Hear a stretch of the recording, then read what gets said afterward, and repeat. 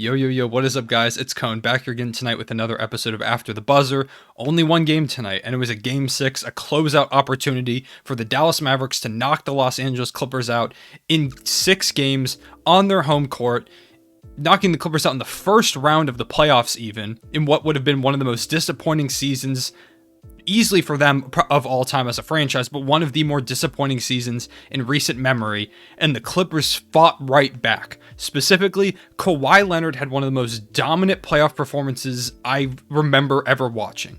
He tied his playoff career high with 45 points, 6 rebounds, 3 assists, super efficient. I'm pretty sure he was 17 of 22, and the fourth quarter he could not miss. He was busting guys with the default crossover you get in 2K when you first make your My Player. He was hitting pull-up jumpers in everyone's face, step-back threes from deep as hell. I think he had one near like the hash. It didn't matter what shot Kawhi took. He was hitting that shot. Kawhi Leonard once again proved why he is one of the most dominant playoff performers we've ever seen, especially in recent memory. Kawhi is incredible, and it's just really incredible to watch him play, lock up on both sides of the ball defensively, offensively. He even had some good playmaking moments in this game. He was completely in control at the end of this game. You could tell how much he did not want to lose, and he willed his team pretty much single-handedly in that fourth quarter to a victory. And even in the third quarter. In the third quarter, he went on like his own 8-0 run, and in the fourth quarter, he absolutely took over. 45 points in 42 minutes in an elimination game on the opposing team's home court in a series, given that the road team has won every single game, and to continue that trend is incredible from the Clippers. They could have just died. They could have died in this game. Luka was hitting some shots. The Mavericks went up by 7 1 point. It felt like the momentum was shifting. By the end of the third quarter, I was like, man, this really might be it for the Clippers. And Kawhi just dialed it up to 11. No one could stop him. I'm wearing the New Balance shirt, funnily enough, so maybe I gave him some power to go ahead and win that game. But it was just unreal stuff.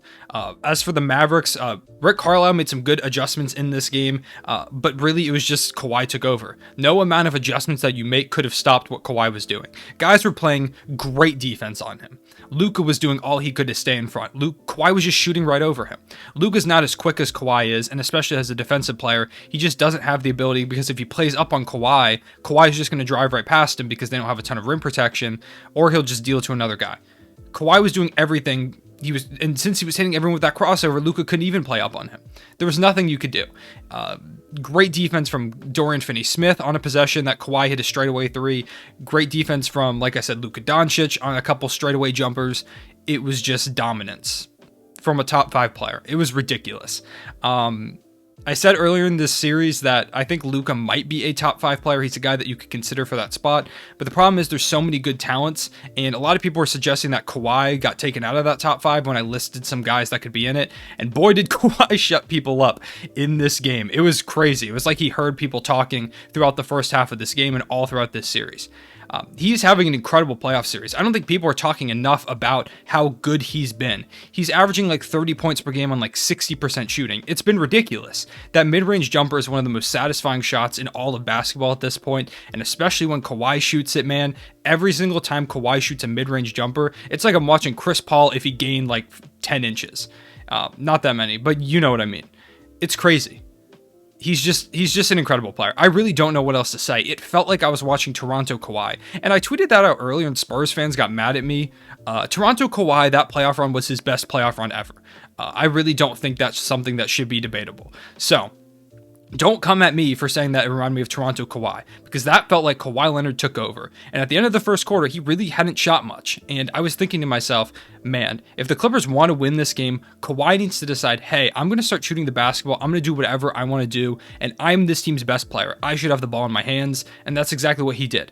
Not only that, but he and all of the Clippers, Paul George deserves credit for this, because while he shot pretty inefficiently over the course of this game, he did have great moments, 13 rebounds, and 6 assists. It was a solid game from him. Like I said, shot inefficiently, but he really slowed momentum at times, and he had some great defensive plays. He had great defensive plays on Luka Doncic. Marcus Morris had a couple great defensive plays. Those two guys really stepped up in this game. Kawhi Leonard was really doing it all game. He's been doing it all series, but those two stepped up defensively at the end of the game. They made Luka Doncic pass out of shots. They forced the ball away from him. Batum even had a couple great possessions on him. They did whatever they could to get the ball out of Luka Doncic's hands and make the other guys beat them. And the other guys could not beat them tonight. Tim Hardaway Jr. had a great game. It just was not enough. Tim Hardaway Jr. with 23. Shout out to Dorian Finney-Smith and Kristaps.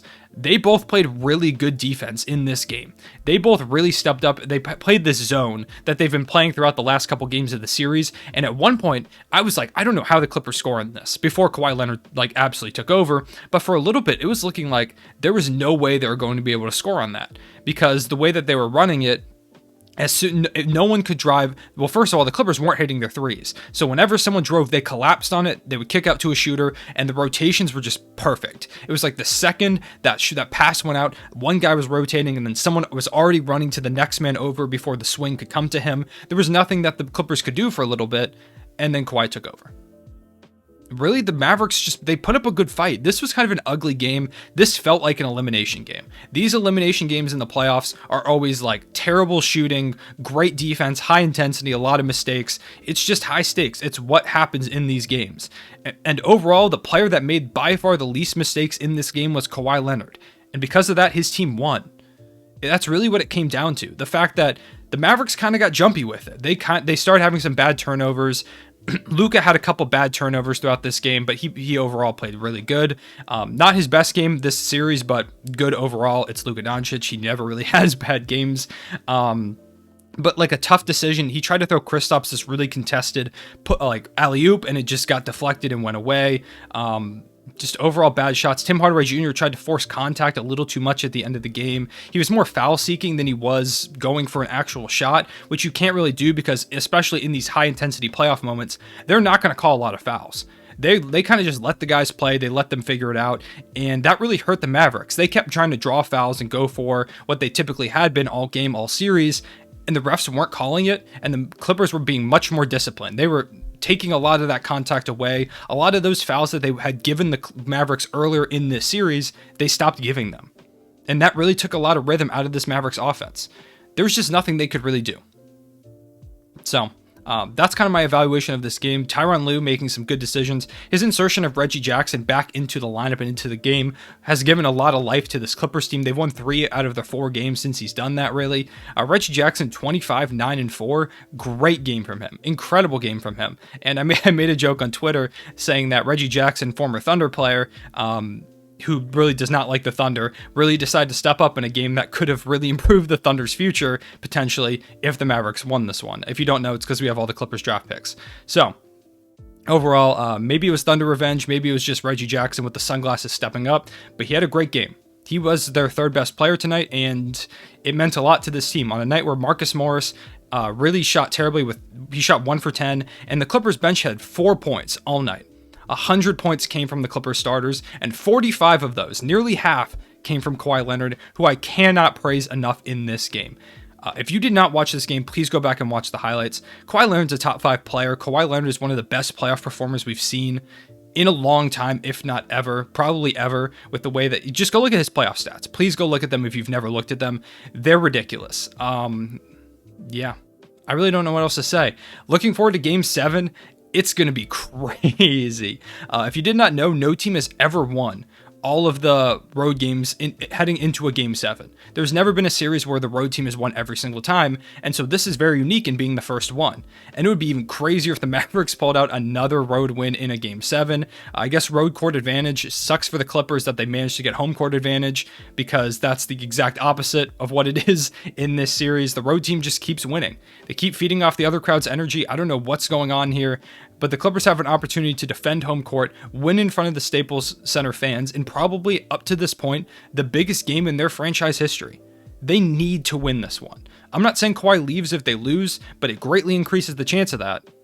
I still think Kawhi's going to stay no matter what happens, but if you're the Clippers, you don't want to risk anything, because Kawhi Leonard's a really hard guy to predict. I have no idea what's going on in that dude's head. It was funny after the game. Scott Van Pelt was interviewing him, and he was like, what do you have to do in Game 7 to win? He's like, oh, we just got to win the basketball game. And that's the man who dropped 45, 6, and 3 on one of the most efficient performances we've ever seen from a guy scoring that much in the NBA playoffs, especially in an elimination game. The dude's just a killer. I don't know what to say about him. Game 7 is going to be ridiculous. I can't say I wouldn't have been excited if the Mavericks won this game, but at the same time, I'm super excited for a Game 7. I think it's going to be out of control. I can't wait to see NBA Twitter's reactions to this. Either way, if the Clippers pull this off or if the Mavericks end up winning this series, either way, I think NBA Twitter could burn down, especially if the Clippers lost. But either way, I think it's going to be a really fun day on Twitter. I think it's going to be great for basketball. Game 7s are the best thing in basketball. And the fact that we didn't have any in the first round up to this point was kind of disappointing. But if there's any series that I wanted to see go 7 games, it's this one. Luka Doncic, Kawhi Leonard facing off in a Game 7. It's going to be must-see TV. I think the ratings are going to be crazy. I think everyone's going to be tuning in, and I can't wait to see what happens. Shout out to Kawhi Leonard, again, like I said, just one of the most dominant performances I've ever watched. It was just one of those where every time he shot, I was like, yep, that's in. And it was, every single time. Pretty much every time he shot at the end of that game. It's funny because there was a stat that popped up earlier in my timeline that was talking about how Kawhi Leonard wasn't clutch. How he was like, it was like him and Paul George were combined like 3 of 14 or something like that in like game tying or go ahead shots in like the final few seconds of a playoff game or something like that. Some like kind of specific stat. And then Kawhi Leonard came out and he clutched up the Clippers' entire season. Maybe even this core. Because if they had lost this game, who knows what happens? You've got to make big moves if you lose in the first round as a team like the Los Angeles Clippers that have championship aspirations. He might have just clutched up Paul George's future and as a Clipper. He might have clutched up half these guys' roster spots. The Clippers owe Kawhi a big thank you. Steve Ballmer was going nuts in this game. He's hilarious. Yeah, it's a fun game. Love it. Love basketball. Playoff basketball is ridiculous. So much fun. And let me know in the comment section below who you have in Game 7. I'm not going to talk about who I have because I think that's something I might want to keep to myself, who I have in this game. Also, at this point, I really just have no idea. Part of me wants to pick the Mavericks because it feels hard to bet against Luka. And then the other half of me feels like it's impossible to bet against Kawhi Leonard. And when you have an unstoppable force and an immovable object, it means you're in for a classic Game 7. I'm guessing, if I had to guess a final score, it's going to be like 98-97 or something crazy like that. Like a Game 7 of the 2016 NBA Finals type vibe where someone's going off in the first half, like Draymond had like 30 in that game, which is still hilarious to this day. It's going to be a defensive battle. It's going to be really hard fought. And I think it just comes down to who makes the least mistakes. Tonight, that was Kawhi Leonard. Tonight, that was the Clippers, and they kept their season alive. So, shout out to the Clippers for that one. Shout out to Kawhi Leonard. Shout out to Paul George, who did have a solid game. Shout out to Reggie Jackson, who went berserk. Shout out to Kristaps Porzingis for playing good defense. Didn't have a great game overall, but good defense. And we'll see what happens in Game 7. I appreciate you guys watching this video.